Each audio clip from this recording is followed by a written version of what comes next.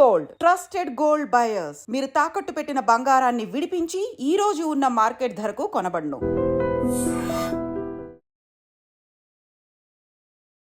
Welcome to dream. నేను మీ భవ్య. ఒక common man ధనవంతుడు అవ్వాలంటే ఏం చేయాలి? ఈ మార్గాలు చెప్పడానికి మన ముందుకి మ్యూచువల్ ఫండ్ డిస్ట్రిబ్యూటర్ బొనిగల సోల్మన్స్ గారు ఉన్నారు. సార్ని అడిగి ఆ డీటెయిల్స్ తెలుసుకుందాం, అసలు ఎలా పాసిబుల్ అవుతుంది. నమస్తే సార్, ఎలా ఉన్నారు సార్? సార్, మీరు చెప్పే ఆన్సర్ వల్ల ఇప్పుడు మేము మా ఆడియన్స్ కూడా చాలా బాగుండే సూచనలు కనిపిస్తున్నాయి. ఒక కామన్ మ్యాన్ ధనవంతుడు అవ్వడం ఎలా? ఇది గూగుల్లో సెర్చ్ చేసిన ఇంప్లిమెంటేషన్లో చాలా కష్టపడతారు. మీరు ఎటువంటి మార్గాలు చెప్తారు సార్? ఏం లేదమ్మా, మనము మన ఐడ్రీమ్ ద్వారా ఫినాన్షియల్ ఎడ్యుకేషన్ ఇవ్వాలని నిర్ణయించుకున్నాం. అవును. ఇప్పుడు కామన్ మ్యాన్ చూడండి అమ్మా, బిజినెస్ కావచ్చు, ఎంప్లాయ్ కావచ్చు, ఒక నెల తర్వాత వాళ్ళకి ఇన్కమ్ వస్తుంది. అవును. డబ్బు చేతికి వస్తుంది. అవును. ఆ డబ్బుని మీకోసం పనిచేసేలాగా మీరు మళ్ళీ ఇన్వెస్ట్ చేయాలి. అవును. డబ్బులో ఉన్న మహత్యం ఏమిటంటే అమ్మా, డబ్బుని సరైన మార్గంలో మీరు ఇన్వెస్ట్ చేస్తే మిమ్మల్ని తరాలు ముందుకు తీసుకెళ్తుంది. అవునవును.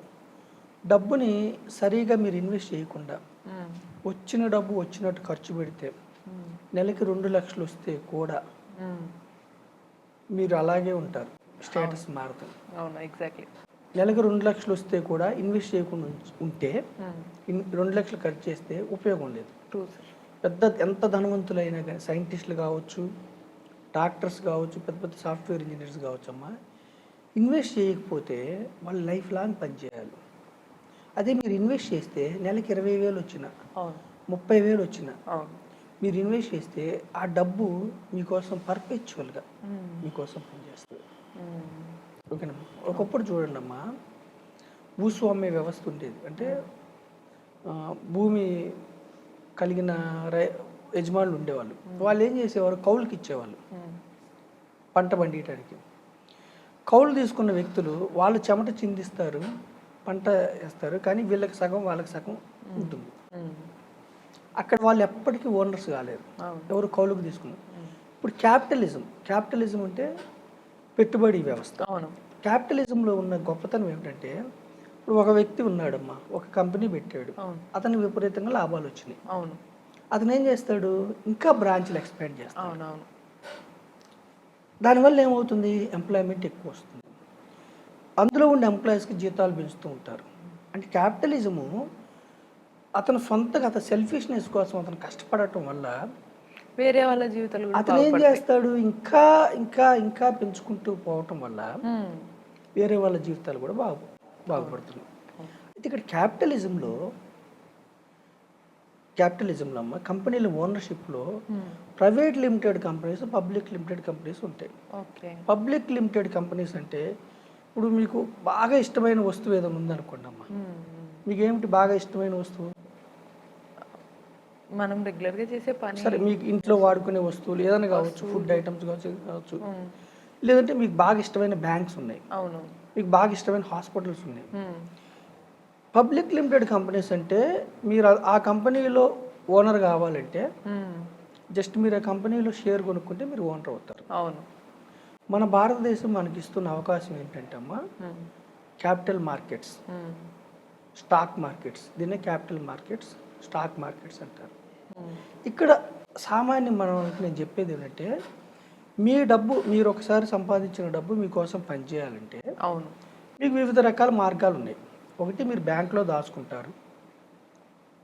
బ్యాంక్లో దాచుకుంటే మీకు ఏదో వడ్డీ వస్తుంది, కానీ ఆ వడ్డీ కొంచెమే వస్తుంది కాబట్టి మీ భవిష్యత్తు అవసరాలు తీరవు. అంటే ఇన్ఫ్లేషన్ అంటారు, భవిష్యత్తు అవసరాలు ఇన్ఫ్లేషన్ తీరవు కాబట్టి బ్యాంక్లో దాచుకోవటాన్ని మీరు అసలే మనం సామాన్యమైన మనుషులం మళ్ళీ సామాన్యమైన జీవితం డిస్కరేజ్ చేసుకోండి. పోస్ట్ ఆఫీసులో కూడా మీకు డిస్కరేజ్ చేసుకోండి. మీరు క్యాపిటల్ మార్కెట్స్లోకి రండి. క్యాపిటల్ మార్కెట్స్ అంటే మూలధనం ఉన్న మార్కెట్స్, అంటే స్టాక్ మార్కెట్స్. క్యాపిటల్ మార్కెట్స్లో కూడా నేను మధ్యతరగతి ప్రజలు ఏం చెప్తున్నానంటే అమ్మా, స్టాక్ మార్కెట్స్లో మీరు కంపెనీస్లో ఓనర్స్ కండి. కంపెనీస్లో మీరు ఒక స్టాక్ కొనుక్కుంటే మీరు ఆ కంపెనీలో ఓనర్ అవుతారు. మీరు కూడా ఎక్కువ షేర్లు ఉన్న వ్యక్తిని ప్రమోటర్ అంటారు. ఆ ఓనర్తో పాటు మీరు కూడా నడుస్తారు. అయితే ఇక్కడ మనం కామన్ మ్యాన్కి మనం చెప్పేది ఏమిటంటే అమ్మా, మన దేశంలో గవర్నమెంట్ దగ్గర అంటే సెబీ దగ్గర, securities exchange board of India దగ్గర ఒక 5,000 కంపెనీస్ లిస్ట్ అయి ఉన్నాయి. ఆ కంపెనీస్లో పబ్లిక్కి ఓనర్షిప్ ఇస్తారు. స్టాక్ ఎక్స్చేంజ్ ద్వారా, ఎన్ఎస్సి ద్వారా, బిఎస్సి ద్వారా డిమ్యాట్ అకౌంట్ నుండి ఇస్తారు. అయితే 5,000 కంపెనీస్లో ఏ కంపెనీ మంచిది, ఏ కంపెనీకి లాభాలు వస్తున్నాయి, ఏది నష్టాలు వస్తున్నాయి మనకి తెలియకపోవచ్చు. మీకు చదువు ఉన్నా లేకపోయినా, మీరు ఇప్పుడు బాగా చదువుకున్న వాళ్ళు, బాగా డబ్బు వస్తున్న వాళ్ళు రీసెర్చ్ చేసుకుంటారు. ఒక మధ్యతరగతి వారు, పెద్దగా చదువు లేని వారు, మహా అయితే ఇన్వెస్ట్మెంట్ అంటే గోల్డ్ తీసుకోవడం ఇవే తెలిసిన వాళ్ళు, ఇంటర్మీడియట్ ఒక డిగ్రీ వరకే చదువుకున్నారు, ఒక పల్లెటూరులో ఉంటున్నారు. అయినా కానీ క్యాపిటల్ మార్కెట్స్లోకి వస్తే మీకు మేలు జరుగుతుంది. అయితే క్యాపిటల్ మార్కెట్స్లో కూడా మనం ఏం చెప్తున్నామంటే direct stocks, equity mutual fund 2 రకాలు ఉన్నాయి. డైరెక్ట్ స్టాక్స్ని మీరు అవాయిడ్ చేస్తే మంచిది. ఎందుకంటే ఒక్కొక్కసారి ఏ కంపెనీ బాగా పెరుగుతుంది, ఏ కంపెనీ తగ్గుతుందో మనకు తెలియదు. ఒకటేమిటంటే అమ్మ, డైరెక్ట్ స్టాక్ కొనుక్కుంటే మీకు ఈక్విటీ మ్యూచువల్ ఫండ్ కంటే ఎక్కువ రిటర్న్స్ వస్తాయి, లేదా ఈక్విటీ మ్యూచువల్ ఫండ్ కంటే ఎక్కువ పోతాయి.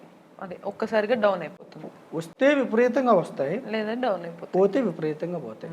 సో మనం మధ్యతరగతి ప్రజల్ని బాగు చేయాలనే ఉద్దేశం మనది కాబట్టి ఎక్కువ వచ్చేంత వద్దు, పోతే మొత్తం అంటే మనం ఏదో చీకట్లో రాళ్ళు వేయటం కాకుండా ఒక 5 ఏళ్ళు మీ యొక్క రిస్క్ను బట్టి, మీ యొక్క రిస్క్ అప్టైట్ని బట్టి ఒక 5 ఏళ్ళు, ఒక 7 ఏళ్ళు, ఒక 10 ఏళ్ళు, 15, 20 అంటే మీ గోల్స్ని బట్టి, పిల్లల చదువులకో ఇంకొకటో రిటైర్మెంట్ పెడితే ఒక 12% అంటే రూపాయి వడ్డీ, 12% చూడటానికి ఏంటి తక్కువ అనిపించవచ్చు. అయితే ఈక్విటీ మ్యూచువల్ ఫండ్స్లో కూడా గ్యారెంటీ ఉండదు.